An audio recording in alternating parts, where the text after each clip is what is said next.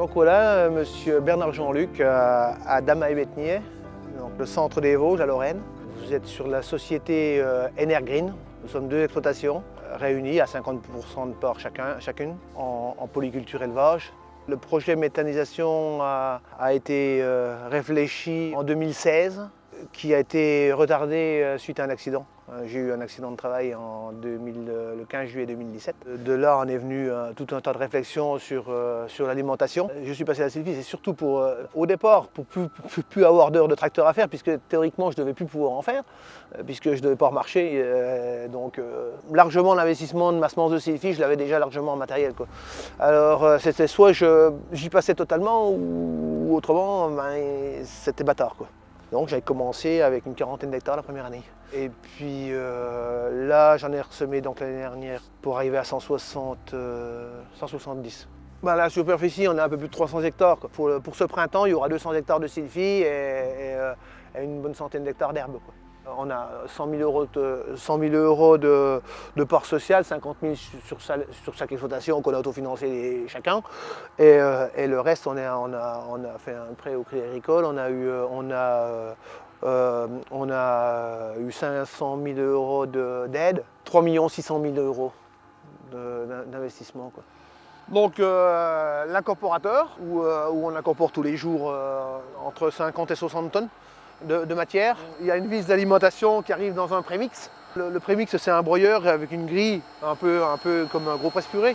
Il y a 25 minutes de chargement. Et après, les mêmes pompes transvasent du digesteur 1 au digesteur 2, puis du digesteur 2 au séparateur où on a vu tout à l'heure, où on va séparer le solide du liquide pour aller dans la grosse réserve de 8000 m3 derrière. Une fois tout digéré, quoi.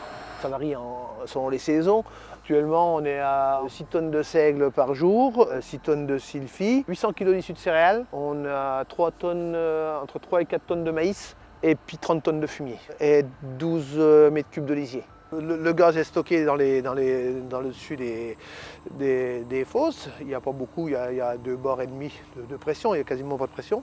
Il est aspiré et on arrive donc au moteur. Donc c'est une Coges 500. Pour le moment, la chaleur, on a juste un séchoir, on a séché du maïs, du blé, mais il n'est pas utilisé à fond, quoi. Loin de là, quoi. Mais par contre, pour l'usine de trituration, on a besoin de la chaleur, quoi. De récupérer la chaleur de la méta pour pouvoir triturer la sylphie. C'est vraiment adapté à ça, quoi. Notre projet, c'est de créer une usine de trituration. On est en cours, hein, on est en réflexion, on a plusieurs possibilités pour triturer la sylphie pour récupérer la cellulose, mais on récupère entre 50 et 60% de cellulose par tonne de matière sèche de sylphie. Et de là, ce qui reste, ça va ressortir à 95% 5% de matière sèche, mais par contre, on va perdre uniquement 30% de valeur métallogène par rapport au produit brut de départ. Donc on va ramener du produit qui sera noble, qui sera beaucoup plus métallogène en fait à la tonne, puisqu'on aura perdu plus de 50% de matière sèche pour 30% de valeur métallogène en moins. Donc on va avoir un produit qui sera plus riche et plus rapide a priori en réactivité, quoi. Actuellement, on peut mettre que 15% de sylphie ou de maïs ou de seigle dans notre méta, en culture principale. Le fait de pouvoir triturer la sylphie nous permettra de mettre 40% de matière. Ce ne sera plus une culture principale, elle aura déjà fait un cycle de plus. Donc déjà là, ça commence à être beaucoup plus intéressant. Donc, j'ai projet, puisque j'ai plus de paille, donc j'ai projet également d'en sécher pour pouvoir ramener dans le fumier. Donc ce sera pareil, elle va passer sous les pattes des vaches. Aujourd'hui, on peut amener tout le tas de sylphie, je peux le mettre à la ferme, le passer dans les pattes des vaches et puis le ressortir une fois par semaine, et puis il n'y aura aucun souci, quoi. Je serais mieux qu'avec de la paille, parce qu'avec la paille, à chaque fois, c'est là qu'on a des dents de picup qu'on retrouve dans l'incorporateur, de toute manière, c'est dans le fumier. C'est des pierres, les problèmes viennent que de là. On doit sortir 18 000 m3 de digeste à l'année, grosso modo. Voilà, quoi, l'année dernière, j'en ai mis 30 m3 l'hectare. Alors en mettant 40 m3, entre 40 et 50 m3 qui disent les Allemands, on va faire circuit fermé, hein, mais Niveau cheptel, aujourd'hui, il me reste 200 UGB puisque je suis obligé d'avoir de l'effluent en élevage pour mettre dans la méta. Ce serait moi, il n'y aurait plus d'élevage. Je suis obligé je vais continuer quand même malgré tout de faire de la matière, de faire de la viande pour nourrir les gens puisque pour la méta, je suis obligé d'en faire. En fait, il y a triple utilisation si on veut y aller vers là. Bon, déjà, ça peut être aussi en alimentation animale. Pour l'instant, il n'y a pas eu. Bon, j'en ai donné juste un petit peu comme ça. Bon, oui, forcément, quand j'en ai mis dans les paillets, ils le mangeaient. Mais on pourrait mettre jusqu'à 40% de la ration. On a des analyses. Elles sont pas mal quand on est à plus de 90 UF.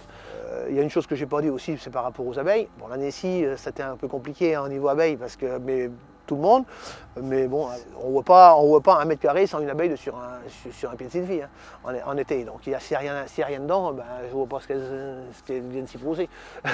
Et le méthane qu'on peut en faire si on le met directement en silo comme c'est le cas là. Après, mais bon, limité à nos 15%. Une fois qu'on va pouvoir la triturer pour récupérer la cellulose, ben là on en refait un sous-produit. Donc c'est vraiment l'avenir pour la méta, parce que on va être vraiment, on ne dira plus qu'on met une matière directement dans l'incorporateur et puis on en fait tout de suite du gaz. Là, il y a une étape de plus. Il y a le fait, bon là il y a une recherche aussi sur certaines molécules. Certaines molécules qu'ils ont trouvées dans la sylvie qui pourraient apporter une solution pour lutter contre le cancer. Et surtout, et je reviens encore là-dessus, de pouvoir avoir une plante qui ne va pas appauvrir des sols. Parce qu'on fait circuit fermé, on va ramener du digesta dessus. On entend tout dire du digesta aussi. Je pense qu'il y aura des analyses à refaire dans les années futures. Mais c'est tellement simple de prendre une bêche, de pouvoir faire une analyse du devenir des sols. Mais ça, c'est très, très, très important. Parce que demain, il faudra nourrir nos enfants. Donc malgré tout, il faudra quand même garder ça de côté, qu'il faudra quand même nourrir nos enfants. Quand ils verront qu'il y avait quand même des choses que l'agriculture, peut-être qu'ils t'en enverront même des nus, que par moment on a fait du courant, peut-être, on ne sait pas. Ça va évoluer. Puis il faudra continuer de s'adapter.